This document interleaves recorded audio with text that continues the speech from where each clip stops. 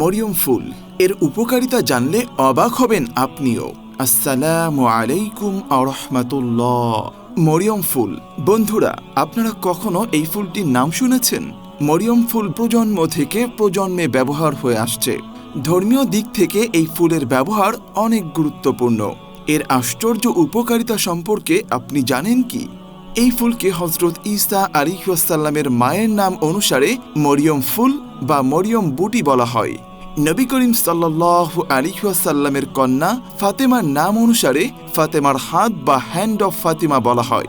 আবার অনেকে পুনরুত্থান উদ্দীপকও বলে, কারণ এই ফুল দূর থেকে যদি আপনি দেখেন আপনার মনে হবে যে মরা কোনো খড়কুটো, কিন্তু পানিতে ভিজিয়ে রাখলেই এটা অলৌকিকভাবে তরতর করে পাপড়ি চারিদিকে মেলতে শুরু করে। অল্প সময়ের মধ্যেই ফুটন্ত ফুলের মতো তাজা আর পরিপূর্ণ প্রস্ফুটিত হয়ে যায়। এ যেন এক আশ্চর্য ফুল। যুগ যুগ ধরে মানুষের মুখে মুখে চলে এসেছে মরিয়ম ফুলের নাম। হযরত মরিয়ম আলাইহিস সালামের সময়কাল থেকেই এই ফুলটি পৃথিবীতে রয়েছে। আমরা জানি হযরত ঈসা আলাইহিস সালাম হযরত মরিয়ম আলাইহিস সালামের গর্ভ থেকে ভূমিষ্ঠ হবার পরেই নিজের মুখে কথা বলেছেন, আমি আল্লাহর তরফ থেকে প্রেরিত নবী, তোমরা আমাকে অনুসরণ করো। মাত্র একদিনের বাচ্চার মুখে এই কথা শুনে সবাই অবাক হয়ে গিয়েছে। তার থেকেও বেশি অবাক হয়েছে হযরত মরিয়ম আলাইহিস সালাম। কোনো পুরুষের সংস্পর্শ ছাড়াই রব্বুল আলামিনের কুদরতি হুকুমে গর্ভবতী হয়ে পড়েন। ধারণা করা হয় এই মরিয়ম ফুল ছিল একমাত্র ফুল যেটা আল্লাহর তরফ থেকে প্রেরিত হয়, এবং এই ফুলের মাধ্যমেই হযরত মরিয়ম আলাইহিস সালাম গর্ভবতী হয়েছিলেন। তবে এটা একটা নিছকই ধারণা মাত্র। এ সম্পর্কে নিশ্চিতভাবে কিছুই বলা যায় না। কোরআন হাদিস থেকে সুস্পষ্টভাবে এই ফুলের মাধ্যমে মরিয়ম আলাইহিস সালামকে গর্ভবতী করেছেন এমনটা নিশ্চিতভাবে বলা যাচ্ছে না। তবে মরিয়ম আলাইহিস সালামের সময়কাল থেকেই এই ফুলটা পৃথিবীতে রয়েছে। এই ফুলটি অনেকেই চেনে, আবার কেউ বা এর কার্যকারিতায় চিনে থাকে। মরিয়ম ফুলের জন্ম মরু অঞ্চলে, মধ্যপ্রাচ্য ও সাহারার বিস্তীর্ণ মরু অঞ্চলে বছরের পর বছর শুকনো গাছ মাটি আঁকড়ে থাকে। এটা এমন একটা ফুল যে কোনো প্রকার পানি নেই, তপ্ত মরুভূমির বুকেও যুগের পর যুগ টিকে থাকে। এই গাছের ফুলে রয়েছে প্রচুর পরিমাণে ক্যালসিয়াম, পটাশিয়াম, ম্যাগনেসিয়াম, দস্তা এবং লোহা। বিশেষত ক্যালসিয়াম রয়েছে এর মধ্যে সবচাইতে বেশি। ক্যালসিয়াম ও ম্যাগনেসিয়াম একসঙ্গে পেশির সংকোচন নিয়ন্ত্রণ করে। এর কোনো নেতিবাচক পার্শ্ব প্রতিক্রিয়া নেই। এই ফুলটি আয়ুর্বেদ এবং ইউনানি শাস্ত্রে শ্রেষ্ঠ একটি ঔষধি ফুল। এর বৈজ্ঞানিক নাম ইনস্টিটিকা হাইরোচন্টিকা। মরুভূমির অসহনীয় গরমের মধ্যে থাকা শুকনো এই গাছ ক্রমে নির্জীব পাথরের মতো হয়ে যায়।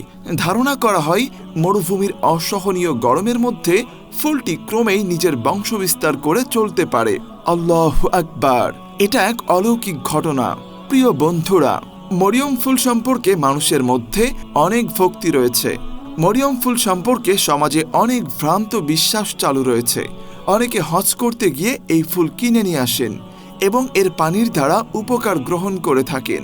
অনেকে মনে করেন মরিয়ম ফুলের পানি ভিজিয়ে পান করলে প্রসবকালীন ব্যথা লাঘব হয় এবং সহজে প্রসব হয়।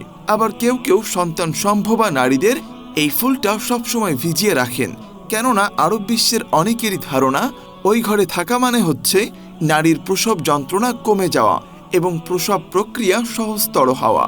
বাচ্চা জন্মের সময় যখন ডেলিভারি পেইন ওঠে, তখন ফুলটিকে ডেলিভারি রুমে কোনো খোলা বাসনে কুসুম গরম পানিতে ভিজিয়ে রাখতে হবে। কুসুম গরম পানি না থাকলে ঠান্ডা পানি হলেও হবে, তবে গরম পানি হলে বেশি ভালো হয়। ভেজালে ফুলটি আস্তে আস্তে ফুলতে থাকে এবং যার ডেলিভারি হবে তার জরায়ুর মুখ খুলতে থাকবে এবং ব্যথা বাড়বে।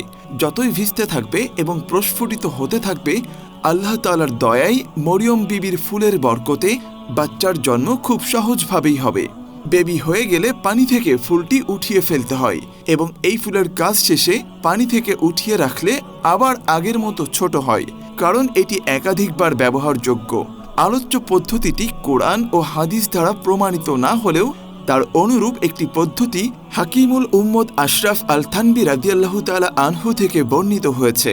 তিনি গর্ভপাত আসন্ন নারীদের বিভিন্ন বিষয়ে পরামর্শ দিতে গিয়ে বলেন, 10.5 মাস প্রায় 10 গ্রাম পরিমাণ মরিয়ম ফুলের পাপড়ি 125 গ্রাম পরিমাণ পানিতে ভিজিয়ে রেখে তারপর পরের দিন সেই পানিটা ছেঁকে তার সঙ্গে মিষ্টি বা মিষ্টি জাতীয় কিছু মিশিয়ে সকালে শ্বাস বন্ধ করে পান করালে গর্ভবতী নারীর 2 থেকে 3 গুণ শক্তি বৃদ্ধি পায়।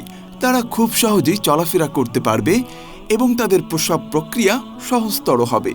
তবে বর্তমান সময়ের মেডিকেল সায়েন্টিস্টরা এই ফুলের যত্রতত্র ব্যবহার করতে নিষেধ করে থাকেন। তারা বলেন অতিভক্তির কারণে এই ফুলের যত্রতত্র ব্যবহার শরীরের ক্ষতির কারণ বয়ে আনতে পারে। আবার কোনো ব্যবসায়ী এটিকে প্রফিটিক মেডিসিন তথা নবী করিম সাল্লাল্লাহু আলাইহি ওয়াসাল্লাম নির্দেশিত ঔষধ হিসেবেও প্রচার করে থাকেন। চলুন জেনে নেওয়া যাক এর ব্যাপারে ইসলাম কি বলে। ইসলামী শরীয়তে এর কোনো ভিত্তি নেই। কুরআন ও হাদিস দ্বারা এর কোনো গুরুত্ব ও তাৎপর্য প্রমাণিত নয়। তবে হ্যাঁ, ভেষজ উদ্ভিদীয় চিকিৎসা হিসেবে এটি ব্যবহার করা যায়। সুতরাং ঔষধি গাছ হিসেবে চিকিৎসার জন্য এই ফুল থেকে উপকার গ্রহণ করা যাবে। তবে এর ধর্মীয় বিশেষ কোনো ফজিলত বা তাৎপর্য আছে বলে বিশ্বাস করা যাবে না। এই ফুলটি আরব দেশ সহ আফ্রিকার দেশগুলোতেও খুব কদর রয়েছে। এটি ভেষজ চিকিৎসা হিসেবে ব্যবহার করা হয়। অনেকে যা মনে করেন কোরআন হাদিসে আছে এমন কিছু অমূলক কিছু ধারণাও পোষণ করেন, যা লোকমুখে শোনা যায় তাই সঠিক নয়। বাংলাদেশে এই ফুলের জোড়া 600, 800, 1000 ও 1200 টাকা। সাইজ বড় ছোট হিসেবেও দামের তারতম্য রয়েছে। মরিয়ম ফুল নিঃসন্দেহে একটা ঔষধি ফুল। সুস্পষ্ট এবং সুনির্দিষ্ট কিছু ব্যবহার রয়েছে, আর সেটা শুধুমাত্র একজন স্পেশালিস্ট বলতে পারেন। তাই কোনো প্রকার দক্ষ এবং লাইসেন্স স্পেশালিস্টের পরামর্শ ছাড়া এই ফুলের কোনো প্রকার ব্যবহার করতে নিষেধ করা হয়েছে।